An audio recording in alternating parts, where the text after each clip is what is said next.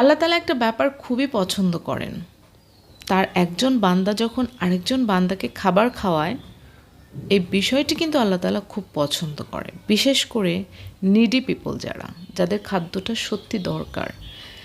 জীবনের অনেকগুলো তো ভালো কাজ করা যায়, কিন্তু আপনি যদি সর্বোচ্চ ভালো কাজের মধ্যে 2টা ভালো কাজ করতে চান, তাহলে কখনোই দুজন মানুষের মধ্যে সম্পর্ক নষ্ট করতে যাবেন না। কারণ আল্লাহ পাক দুজন মানুষের মধ্যে সম্পর্ক গড়ে দিলে সবচেয়ে বেশি খুশি হন। এবং নাম্বার 2, সেটা হচ্ছে যারা মিসকিন, গরিব বা যাদের খাদ্য দরকার, কিন্তু তারা আল্লাহর খুব নিকটের বান্দা, আপনিও নিকটের, কিন্তু আপনার সামর্থ্য আছে, তো তাদেরকে খাবার দিন।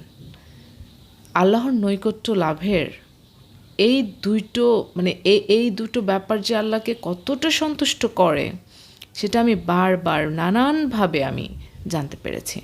সো আল্লাহকে যদি কেউ খুশি করতে চান, এই দুটো কাজ করতে হবে।